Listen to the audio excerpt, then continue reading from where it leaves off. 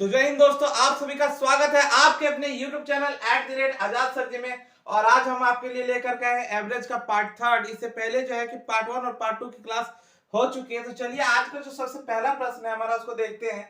कह रहा है कि 8 पुरुषों में से 65 केजी भार वाले पुरुष के स्थान पर एक नया व्यक्ति आ जाने से औसत भार में क्या हो रहा है, 1.5 केजी की वृद्धि हो जाती है। तो नए व्यक्ति का भार कितना है हम लोगों को देखना है कि यहाँ पे क्या है, 8 पुरुष है, टोटल 8 पुरुष है।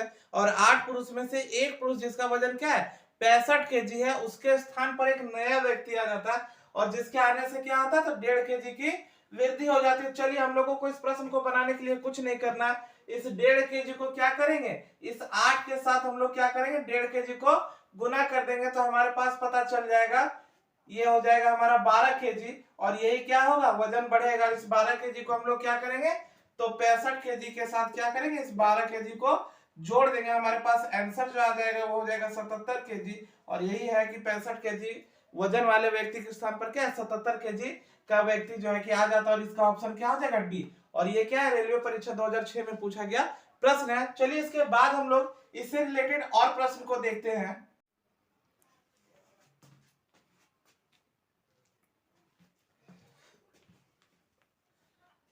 तो हमारा जो अगला प्रश्न है ये कह रहा है कि 20 लड़के के एक समूह के औसत भार की गणना 89.4 केजी की गई है। बाद में ज्ञात हुआ कि एक लड़के के 87 केजी के भार के स्थान पर गलती से 78 केजी भार पढ़ा गया था।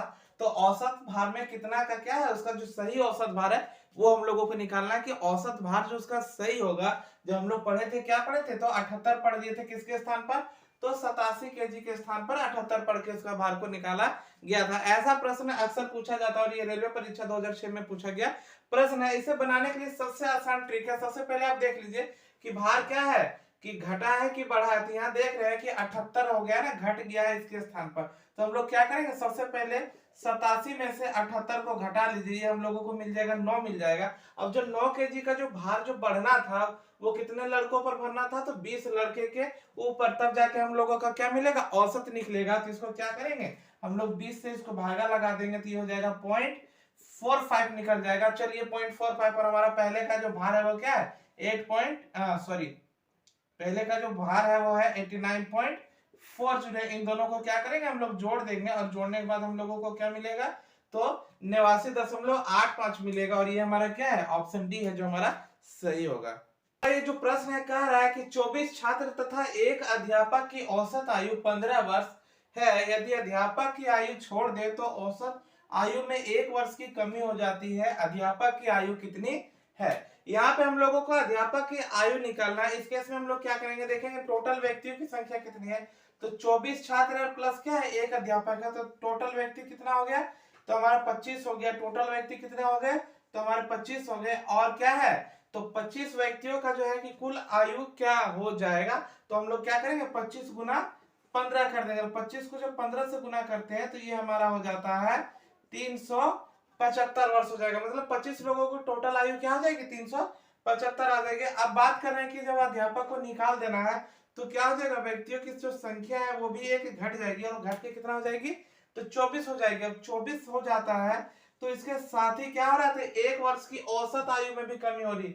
यहाँ 15 वर्ष था तो अब क्या हो जाएगा, औसत आयु हमारा 14 वर्ष हो जाएगा, एक घट जाएगा। और जब इनको गुना कर देंगे तो हमारा क्या हो जाएगा, ये 336 हो जाएगा। अब सिंपली हम लोगों को क्या करना है, इसको घटा देना है। इसको घटा दीजिए, घटाने पे हम लोगों को मिलेगा 39 वर्ष। और इसका ऑप्शन क्या है, बी। और यही इसका ऑप्शन सही होगा। ये एसएससी के एग्जाम 2006 में पूछा गया प्रश्न है। और एग्जाम की दृष्टि से अगर देखा जाए तो काफी इंपॉर्टेंट प्रश्न आते हैं। इस टाइप के प्रश्न अक्सर पूछे जाते हैं।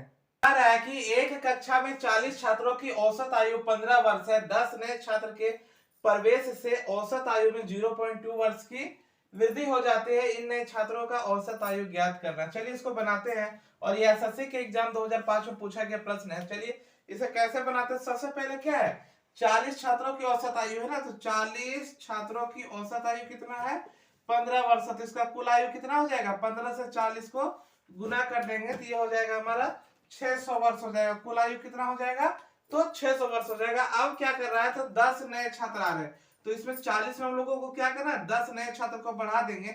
तो ये हमारा अब जो नया छात्र आ जाएगा वो कितने हो जाएंगे, तो 50 छात्र हो जाएंगे। और इनका औसत आयु क्या है, तो 0.2 वर्ष बढ़ रहा है, तो 0.2 वर्ष क्या करेंगे इसमें हम लोग बढ़ा देंगे, तो ये हो जाएगा हमारा 15.2 वर्ष का वृद्धि हो जाएगा। और जब इनको क्या करेंगे, कुल आयु निकालेंगे, इन दोनों का क्या करेंगे, आपस में गुना करेंगे, तो ये हमारा हो जाएगा 760 वर्ष।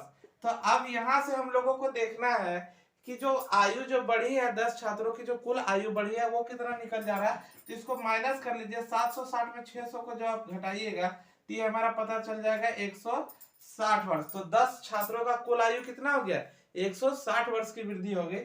तो हम लोग क्या करेंगे, 10 छात्रों का औसत निकालने के लिए इसको 10 से भागा दे दीजिए, और ये हमारा आंसर कितना हो जाएगा, तो 16 वर्ष हो जाएगा। कितना हो गया, तो 10 छात्रों, जो 10 नए छात्र हैं उनका जो औसत आयु हो गया वो 16 वर्ष हो गया, और इसका ऑप्शन हमारा क्या होगा, बी सही होगा।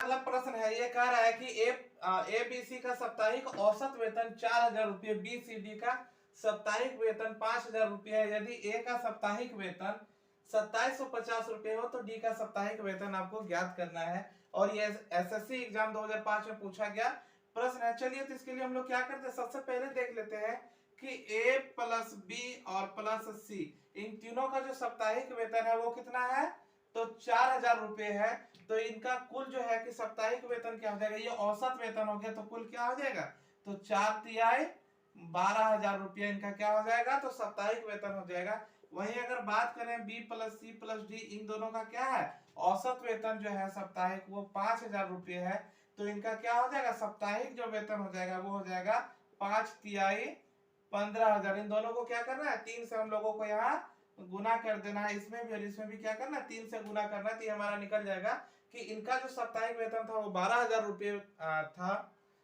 जो कुल वेतन था। और B plus C plus D का क्या था, कुल वेतन जो था वो 15000 रुपये था। अब हम लोगों को कुछ नहीं करना, जो बड़ा मान है उसमें से क्या करना है, छोटे मान को घटा देना है। तो हम लोग क्या करेंगे, B plus C plus D में से माइनस कर देंगे ए प्लस बी और प्लस सी को, और इधर क्या कर देना है, तो 15000 में से 12000 को घटा देना। चलिए, अब हम लोग क्या करेंगे, तो यहाँ पे देखेंगे कि b plus C plus D हो जाएगा। माइनस को जब अंदर ले जाएंगे तो ये हमारा माइनस ए माइनस बी और माइनस सी बन जाता है, और इधर क्या आ जाएगा, तो 3000 रुपया हमारे पास बच जाएगा। अब यहाँ से b और b कट गया, c और c भी कट गया, तो हम लोगों को दिख रहा है कि d में से a घटाएंगे तो कितना बच जाएगा, 3000 रुपये बच जाता है। एक स्टेप और बाकी है, डी का मान हम लोगों को निकालना है, ए का मान दिया हुआ है। तो अगर ए को क्या करेंगे, बराबर के उधर ले जाएंगे तो इसमें जुट जाएगा।